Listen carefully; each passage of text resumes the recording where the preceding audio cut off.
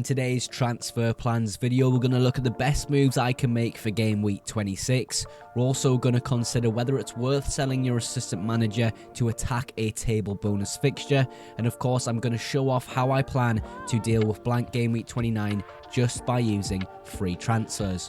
So let's waste no time and jump into today's transfer plans video.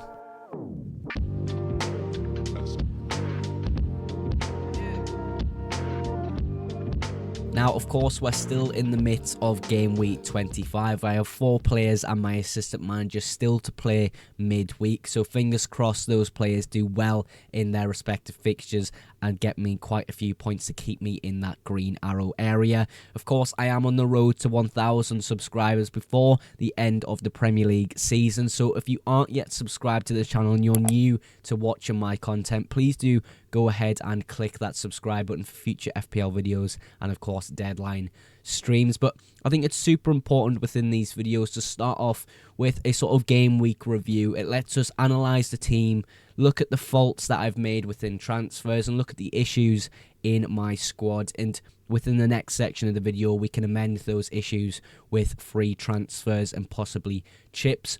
But for this video, we're really going to focus on free transfers and how to navigate blank game week 29. So to start off with, I'm going to start at the back line with the Arsenal boys. I always like to start at the back and work our way through the team, but a really nice score from the boys. And of course, I think I made a decent decision to keep a hold of them, especially for these 2 fixtures that they had.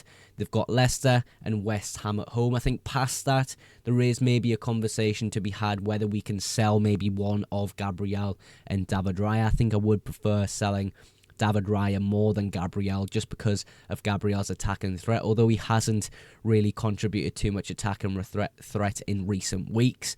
Kirkes, a bit disappointing to not get a clean sheet against a really poor Southampton side, but I can't really complain. I'm in it for the long run with Kirkes. We can see the great fixtures that Bournemouth have had. And of course, the same conversation comes with Dango Ouattara here. Great fixtures long term. Playing up front for a Bournemouth side. I'm super happy with Dango Ouattara. I think he's one of the best midfield options out of the Bournemouth guys.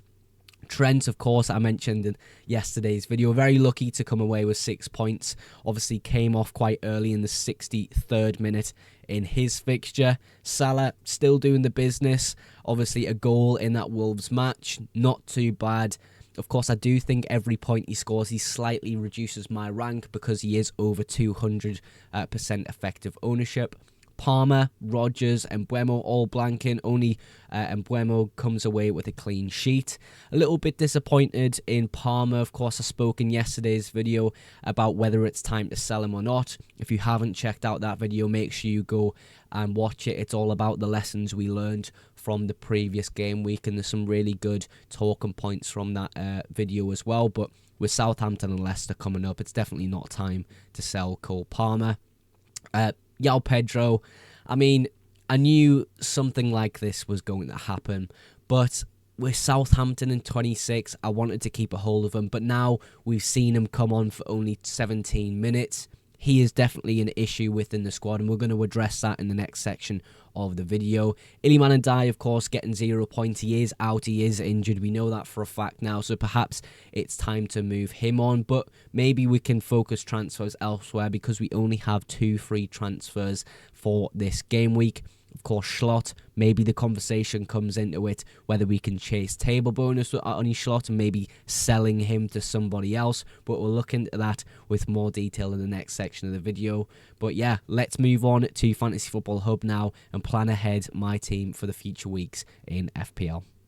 For the transfer plan section, I'm going to cover how I plan to navigate blank game week 29 just using free transfers. Of course, please make sure you watch the entirety of this section to see how I'm able to do so.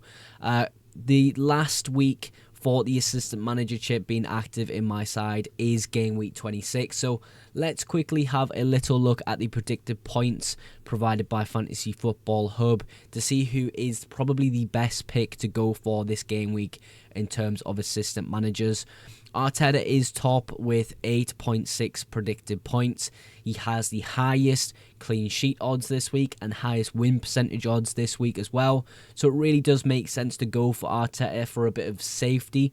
But we do know when table bonus is taken into account, people like Glasner have a really great chance of scoring very highly this game week. What I will say about going for a table bonus manager is there is massive risk there. But without massive risk, there wouldn't be that massive reward. Of course, a lot of points to gain from going this table bonus route. For me, I'm just unsure on the certainty that, Crystal Palace go away to Fulham and get, a win or at least a draw in that fixture. It's really hard to predict which kind of table bonus fixture you can rely on more in terms of a manager coming away with quite a few points. So maybe the route I go is an Arteta, isn't Iraola. That safe home fixture against a weaker side. Maybe a few goals chucked in there, perhaps a clean sheet. You can come away with a pretty decent points total without too much of a risk in terms of that table bonus fixture. I'm completely undecided in terms of what I do.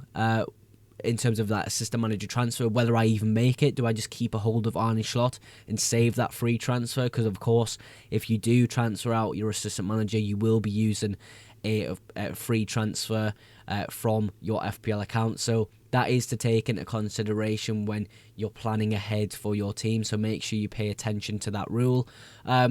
Let's just, for the sake of the video, say that I do end up making an assistant manager transfer, because I do think it's a good idea to go away from Arne Slot with a difficult fixture this week, especially when there's no table bonus at stake for Arne Slot. So let's just say I have one free transfer left because I have two available, and let's say I've used one on my assistant manager. So one free transfer. What is the plan? How do I navigate blank game week 29 in the next few weeks? I like the look of CUNHA for the next few weeks. You've got Southampton away from home in 29 in particular when a lot of teams blank. That's a great fixture to have a player have in a particular blank week. So having CUNHA is a really great option for me. The issue is, obviously, it does let me bench João Pedro as well, who's probably not going to start against Southampton away from home. But if he is the case, we get some indication he will start. I can go ahead and bench someone like Morgan Rogers. There is a bit of an issue where Kerkez and CUNHA clash fixtures this week, but when we're sort of looking longer term and being able to navigate 29 without taking, massive hits or without using that free hit chip, which I don't have access to now, I think it's reasonable to go for a player like CUNHA over someone like Wissa, who doesn't have the best fixtures coming up past sort of that Everton fixture next week.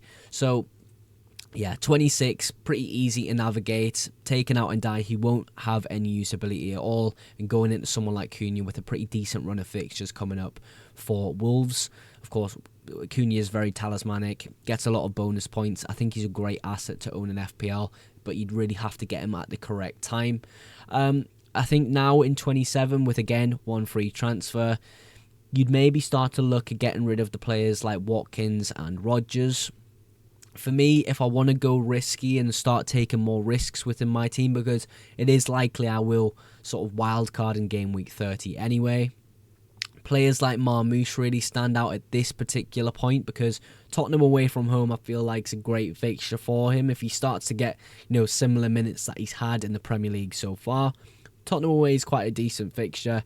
Of course, it's followed by Forest away, which isn't great, but then you've got Brighton at home, which I actually think is a pretty decent fixture as well. So I really don't mind Marmoush at this point as a little bit of a differential play. I mean, there's not many other forwards I really love the look of. I would like Mateta, but he blanks in 29, so I don't think there's much point in moving to Mateta, especially when I'm trying to get rid of blank game week 29 players. So perhaps this as a lineup is something I would go for. I think there is big risk going against players like Isak, Wood, them type of players, but for me, going for this kind of move for Marmoush allows me to get a bit of an upside against players like Isak, who have Liverpool away from home, Forest, who has Arsenal at home as well. So maybe that benefits me in this week in particular, but we'll move on to the next week. Again, we're looking to get rid of blank game week players. I won't be getting rid of Liverpool players, only I'll get rid of them in game week 29 when they don't play. So Rodgers is the next player I would probably get rid of. The interesting thing with this midfield position is Amad Diallo now can't play for the rest of the season, and that was my planned transfer to make. So I'm now kind of squabbling at the idea of, well, who do I really go for? Of course, we can add 1.5 million to this in the bank total because of the fact Arnie Slot will no longer be in my team at this point. So yeah, maybe it's the case I go away from Rodgers and into someone else, or could it be the case that I just play João Pedro if it's the case that he's starting more games for Brighton? I think it's more than likely that Rodgers will be sold in this case anyway, because after the blank game week of 29, he just doesn't look like a great option anyway. If it's the case that Saka's available, and we know he's available from game week 29 onwards or game week 28 onwards, I could make that Saka move, but again, we just don't know the date on that. I think a really safe move is Semenyo. Gets a lot of minutes, a lot of shots for Bournemouth as well. So yeah, potentially going for Semenyo is a safe option. I think at the moment he's probably my favourite option in this particular week to bring in. It's really difficult to say who's going to be a great option at this point. I think Nwaneri and Trossard, their time's probably passed at this point, because we're going to start to see Martinelli and Saka potentially start to get back in the side. Maybe that reduces their minutes. Really don't know. But everyone else, I'm really not too much of a fan on in the midfield at the moment. So yeah, maybe this as a team for game week 28, using that one free transfer is how I play things. And of course, probably moving captaincy back onto Mohamed Salah after changing it to Palmer in the previous week when he has Southampton at home. Now we're in blank game week 29. We've successfully sort of managed the team to a point where we at least have a starting 11. One transfer to use, you could look to go Trent Alexander-Arnold out, but with good fixtures after the blank, maybe we could keep a hold of him and simply just move away from João Pedro and go back into someone like Chris Wood with an Ipswich away from home fixture, benching someone like Van den Berg, and having this sort of team going in a blank game week 29. I think it's a pretty solid team. You've got some good Bournemouth assets there. Some differential players like Marmoush and Cunha. Of course, Dango as well. Maybe people will jump on the Dango train a bit more up until game week 29. But yeah, that's kind of my first initial thoughts on how I'm going to attack blank game week 29. There's a lot of questions to be answered, whether sort of certain teams can get table bonus in this particular week. How do I want to play that assistant manager chip? Still so much to consider, but that's sort of a really rough plan on what I'm kind of aiming to work towards for game week 29. But yeah, that is the transfer plan section of the video. Now, tomorrow's video is going to be my market movers video, where I analyse the popular transfers in and out of people's FPL teams and give you my opinion on those moves. Of course, I always like to end my videos with a massive thank you to those who support the YouTube channel. Of course, if you did enjoy today's video, make sure you hit the like button. And if you aren't yet subscribed, make sure you click that subscribe button for future FPL videos and, of course, deadline streams. But that is absolutely everything for today's video. Thank you again so much for watching, and I will catch you in the next one. Bye for now.